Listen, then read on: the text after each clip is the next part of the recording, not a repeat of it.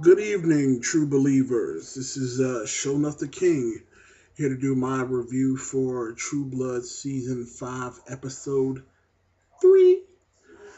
There's a lot of stuff I want to cover. Let's get into this review.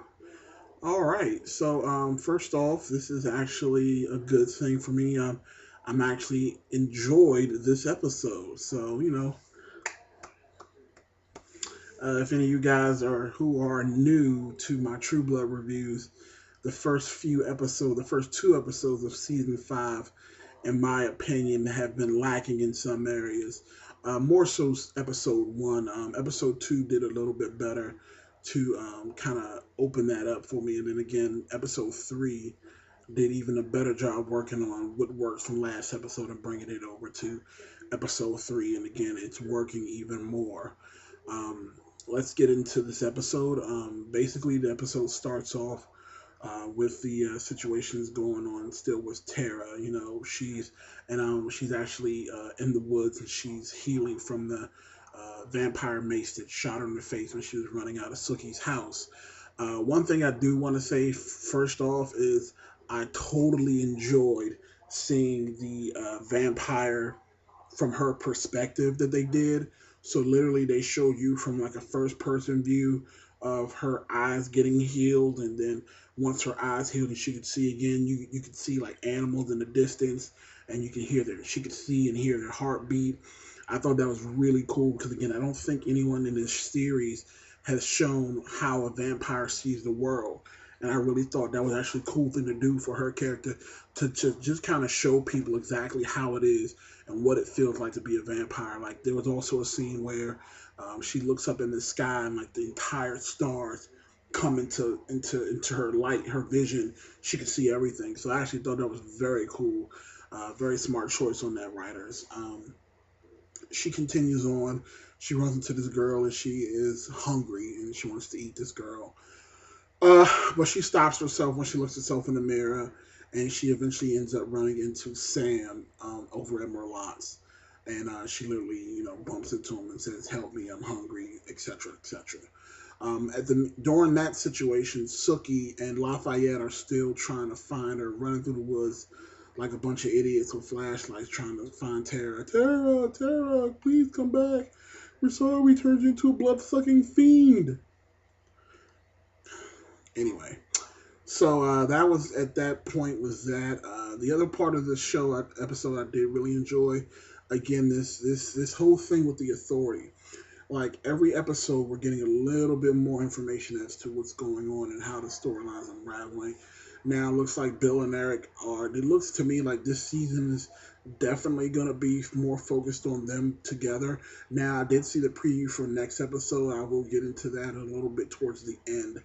But for now, again, I just wanted to talk a little bit about Bill and Eric and their whole situation with the authority. Right now, they have been granted a stay on their execution to try to hunt down and capture or kill. I'm not too sure which one they want to go with. They want to, basically try to hunt down the guy that's still recuperating by sucking all the blood out of his victims. I can't remember his name right now. My mind is drawing a blank again. Uh, anyway, overall, this again the direction that they're going with the council members and everything is definitely a good thing, and just getting that obligatory sex scene in there. You know how True Blood is. The chick is hot, so of course I didn't mind. So Eric and Bill got to give her the business. So that was kind of funny.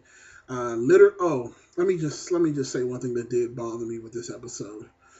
Jason, Jason Stackhouse. Like again, everyone knows what Jason is known for. Jason is known to just have random sex with women.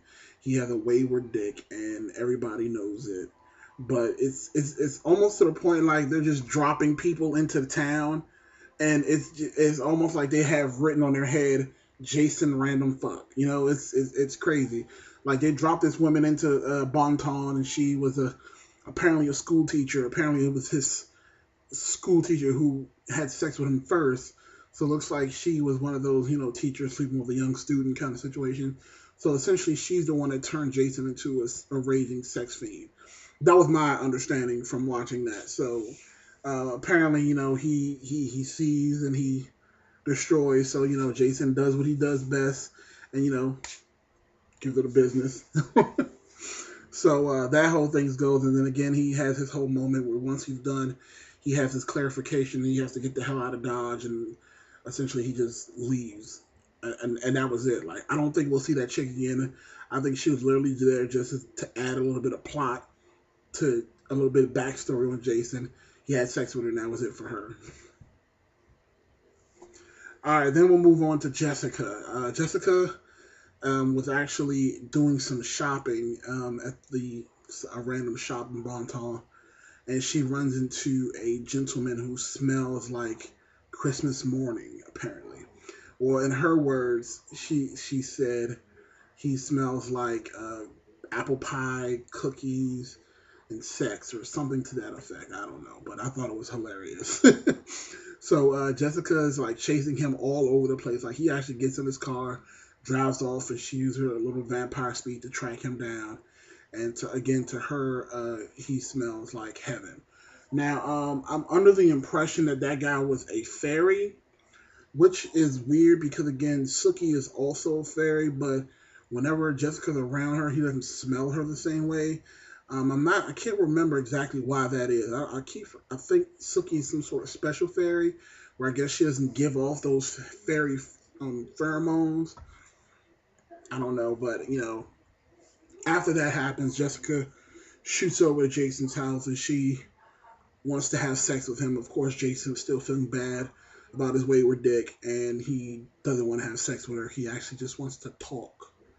I actually was just sitting there thinking to myself, I wonder how long this is going to be before he just gives her the business. But it didn't happen. They actually just talked, and that's kind of how that whole situation ended with this episode.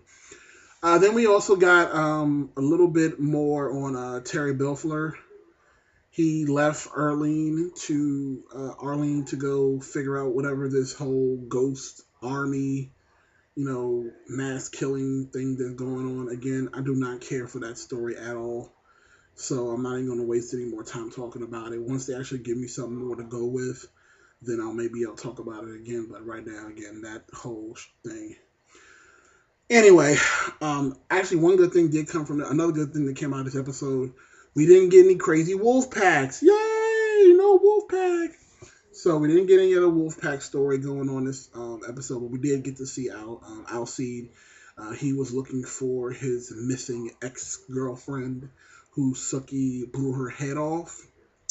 Yeah, that whole situation with her trying to cover that up, we knew that wasn't going to last because Sookie can't keep a secret to save her life, and she can read minds. Literally, the whole situation at Merlotte's, back to Tara. Tara, is in the freezer, and, she gets out, and she literally is just like, I want to rip everybody's heads off. And she runs off again, just in typical Tara fashion. Again, like I said, overall, there was a lot going on in this episode. A lot of different, intersecting storylines, but like I said, overall, I do feel like the plot is moving forward. So again, I'm going to definitely agree, and I'm going to go ahead on the limb and say this is actually a decent episode. The funniest moment in this episode is Lafayette's line. He says, these beans are colder than a set of titties in a brass bra. It was hilarious. Just Lafayette with those statements, just like it just comes out of left field, and it just slaps you, and you're just like, where did he get that from? So anyway, that was my True Blood funniest moment, and I think that's about everything I wanted to cover. All the other story, Russell Edgington, we didn't get to see Russell Edgington in this episode. I guess we're assuming he's still trying to recover from him being underground for about a year. Bill's sister. Oh, you know what? I'm sorry, but I did forget one thing. We got another awesome flashback with Pam. We got to see how Eric turned her. We got to see how Eric first met Bill, It was in that whole little confrontation. Like Bill hated him from the beginning, and that was actually probably the highlight of this episode was the flashback to 1905. Like I'm really enjoying these flashbacks, getting to find out what's going through Pam's head, and I actually like how they're. That's one character I actually am starting to care about. Like in the previous season, she used to play her position in the background, but this season it looks like they're trying to flush her story out a little bit more, which is good because again, she's actually a character that you actually want to know about. Because again, whenever they do flashbacks, it's great. Like if we can get like a Godric flashback in there somewhere, that's good business right there. Let's get a Godric flashback because Godric was the shit. But anyway, again, I want to know what you guys think about the episode. Did you enjoy this episode more than episode 1 and 2? I sure did. But again, I need to know what you guys think. You can rate, comment, subscribe down bottom. Again, this is Showing Off the King, and you guys have a fantastic evening.